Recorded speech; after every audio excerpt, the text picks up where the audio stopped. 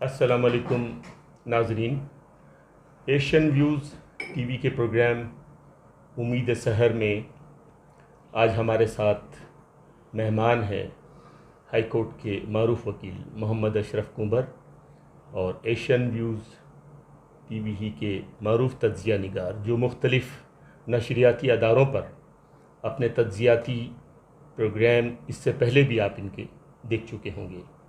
ناظرین، ایک اور عرض کرتا چلوں، اس پروگرام دیکھنے کے بعد آپ کی رائے، آپ کے خیالات وہ مہربانی فرما کر ہمارے ادارے تک پہنچنے چاہیے۔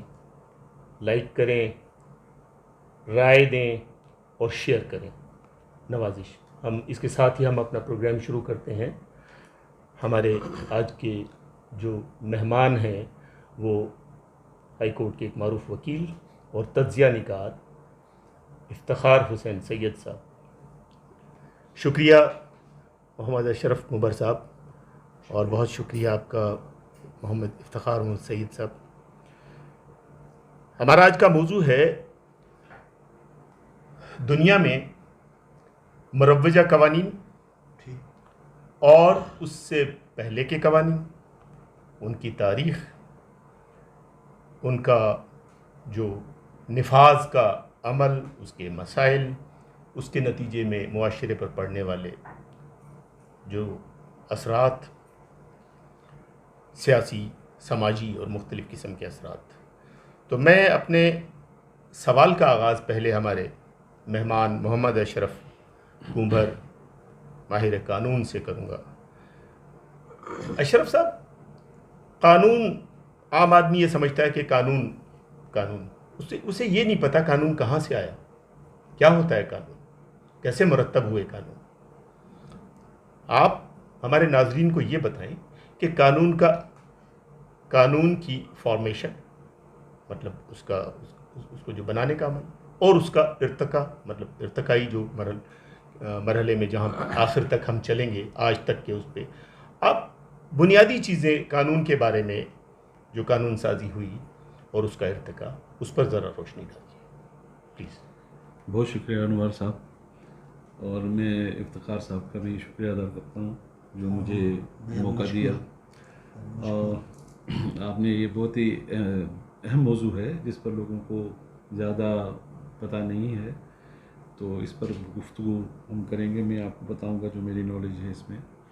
اچھا، اب یہ کہ قانون بنائے کیوں جاتے ہیں؟ قانون بنائے اس لیے جاتے ہیں کہ کسی سوسائٹی کو ایک سموتھ وے میں، ایک پیسفل وے میں چلایا جا سکے، تاکہ اس میں کوئی بھی اس میں بگاڑ پیدا نہ ہو۔ اب ہم جب تاریخ میں قانون کا ارتقاء دیکھتے ہیں تو ہمیں ویسے تو آپ پرشین امپائر یا گریک امپائر بھی گزری ہیں، مگر ان کا کوئی ایسا ہمیں قانون سازی کا عمل نظر نہیں آیا ہے۔ اب ہم آتے ہیں کہ بھئی سب سے پہلے قانون چلا کہاں سے؟ یہ اصل میں پہلے تو قانون بادشاہوں کے ہوتے تھے، ظاہر ہے، آپ وربلی جو قانون، ایڈمنسٹریٹو آرڈر جو کہہ دیا وہ قانون، ٹھیک ہے، یہ کر دو، اس نے یہ کر دیا، وہ کر دو تو وہ کر دیا۔ لیکن آپ جب ہم تاریخ میں دیکھتے ہیں تو بابلین ایک امپائر آئی، اس میں ایک حکمران تھے ہمورابی۔ ہمورابی نے محسوس کیا کہ بھئی سوسائٹی کو چلانے کے لیے کوئی کوڈ ہونا چاہیے، کچھ قانون ہونے چاہیے جس کے تحت سوسائٹی کو پیسفلی چلایا جائے۔ تو اس وقت آج سے تقریباً 3500 سال پہلے، 1795 سے 1750 BCE بفور کرسٹ، یہ ہمورابی نے اس وقت، آپ تصور کر سکتے ہیں کہ اتنا پہلے، لمبے عرصہ پہلے ایک بندے نے سوسائٹی کے لیے کچھ سوچا۔ تو انہوں نے یہ کچھ کوڈ بنائے، وہ قانون تھے جو اس میں وہ تھے 282 میں لاز بنائے، اور ان کو ایک بلیک پتھر کے پلرز پر لکھوا کے مختلف جگہوں پر آویزاں کر دیا. کیا یہ آج کل ایک اصطلاح استعمال ہوتی ہے نوشتہ دیوار، آپ سمجھتے ہیں کہ یہ وہیں سے اسی کا تصور ہے؟ ہو سکتا ہے بالکل ایسا ہی لگتا ہے کہ نوشتہ دیوار جو ہے وہی ہو، لیکن میں یہ بتا رہا ہوں کہ وہ جو پلرز تھے اس پر یہ قانون 282 جو سیکشن تھے وہ لکھے گئے اور وہ شہر کے مختلف حصوں پر لگا دیے گئے. ٹھیک ہے سر، تو وہ جب بھی پتہ چلتا، لیکن اب اس میں ہم دیکھیں گے کہ حمورابی کا قانون کوئی پرفیکٹ قانون نہیں تھا، مگر یہ ایک پہل تھی، ایک شروعات تھی کی ضرورتوں کو مد نظر. اس وقت 3,500 سال پہلے کا ایک کسی نے ایک پانی میں پتھر تو پھینکا تو وہ ہوا.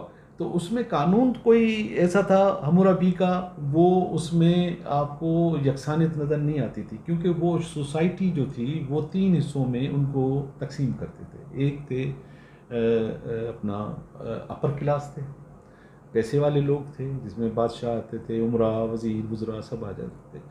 اور دوسرے تھے کامن مین تھے، جو فریڈ مین بھی اس کو کہا جاتا تھا، وہ تھے. اور تیسرے سلیوز تھے. سلیو کا تو کوئی حق ہی نہیں تھا، لیکن انہوں نے اس میں حق رکھا.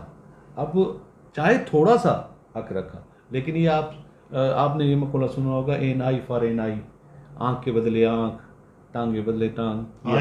یہ مشہور ہے an eye for an eye, an eye for an eye. تو یہ قانون حمورابی کا ہے اور انہوں نے یہ قانون اپنے اس میں کوڈیفائی کیا پتھروں پہ. تو اس میں یہ تھا، لیکن اس میں یہ خرابی یہ تھی کہ امیر اگر کسی امیر آدمی کو مار دیتا تھا تو اس امیر قتل کرنے والے کو سزائے موت ہوتی تھی. اگر کسی کی آنکھ نکال دی تو اس امیر آدمی کی بھی آنکھ نکال دی جاتی تھی. ٹھیک ہے، لیکن وہی امیر آدمی اگر کسی کامن جو ورکنگ کلاس آدمی تھے، جو فریڈ مین تھے، اس کو مار دیتا تھا تو اس کو صرف 60 سلور کوئن اس میں آپ کو دینی پڑتی تھی معاوضے کے طور پر. مطلب اس سے جرمانہ بھرایا جاتا تھا. بالکل، اس جرم کی کوئی باقاعدہ سزا نہیں تھی، جرمانہ بھرایا جاتا تھا. یہ جو قانون تھا وہ بدلہ اور معاوضے پر مشتمل تھا، یا بدلہ یا معاوضہ.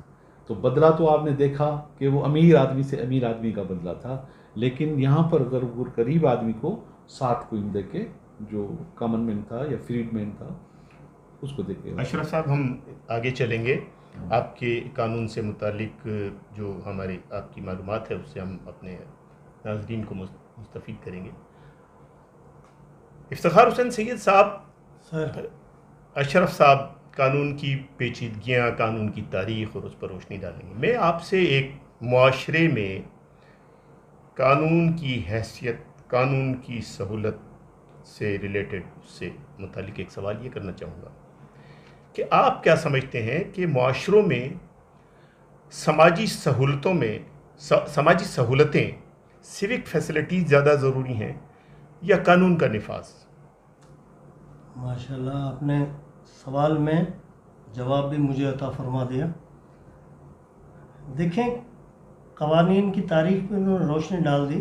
اس میں ایک جملہ ارشاد کروں گا کہ جیسے بائی برتھ یہ اللہ تعالیٰ نے ہمیں ایک تحفے کی شکل کے اندر کہ اپنی زندگی کو جب آپ ریگولیٹ کریں گے تو معاشرے کو ریگولیٹ کرنے کی آپ کو ضرورت پیش آئے گی. یعنی زندگی میں انفرادی نہیں کہہ رہا ہوں، یعنی کلیکٹیو لائف.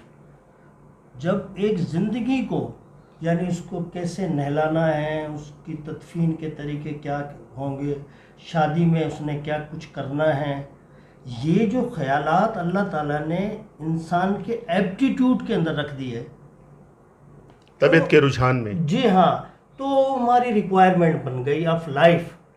اب اس کو جس معاشرے میں بھی جتنی بہتر طریقے سے امپلیمنٹ کیا جا رہا ہے، جو آپ کا سوال تھا، اسی سے وہ معاشرے مستفیض ہو کر ترقی یافتہ ہوتے جا رہے ہیں. یعنی ترقی پذیری سے ترقی یافتہ ہونے کا سفر، اگر آپ کے پاس قوانین اور اس کی پراپر امپلیمنٹیشن ہو رہی ہے تو اس معاشرے کو ترقی کرنے سے روک ہی نہیں سکتا. یعنی اختیارات، قانون بیسیکلی آپ کو کیا کرتے ہیں، آپ کو اس قابل بناتے ہیں کہ آپ دوسروں کو بھی بااختیار بنائیں. دیکھیں، لاجیکل بات قانون کے اندر ہی قانون کی تشریح ہے کہ قانون صرف ناٹ اونلی آپ پر لاگو ہوگا، اشرف صاحب پہ بھی اسی کیفیت میں لاگو ہوگا، مجھ پہ بھی۔ تاریخ کتنی بڑی بھیانک رہی ہے کہ امیر کا امیر سے ہے سبسٹیٹیوشن یا ریٹیلیشن، یا وہ اس کے بدلے میں کوئی چیز لے گا، لیکن غریب یا جو وہ طبقہ جو معاشرے کو چلانے میں اہم کردار تھا، یعنی آپ ذرا سوچیں اگر مزدور اور کسان 15 دن چھٹی کر دیں تو کسی بھی ملک، کسی بھی ریاست، کسی بھی معاشرے کی اکانومی کہاں کھڑی ہوگی؟ تو اسی طریقے سے قوانین کے اطلاق سے، قوانین کی امپلیمنٹیشن سے آپ کا معاشرہ خود بخود ترقی کی طرف گامزن ہو جاتا ہے۔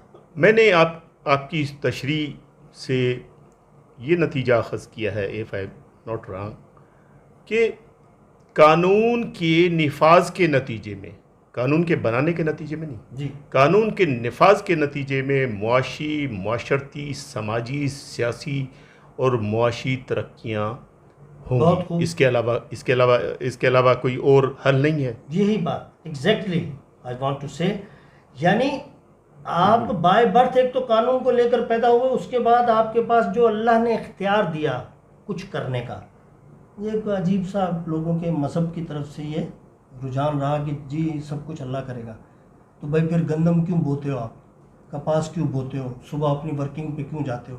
دیٹ مینس کہ جو most part of the life ہے وہ آپ کو اختیار دے دیا گیا ہے، جہاں آپ دیکھتے ہیں کہ جہاں مجھے رکاوٹیں آ رہی ہیں، یعنی اگر آپ کو رائٹ ہینڈ کی ڈرائیونگ مشکلات پیدا کر رہی ہے معاشرے میں، زیادہ ایکسیڈنٹس کا سبب بن رہی ہیں، تو آپ لیفٹ ہینڈ کی طرف آئیں گے۔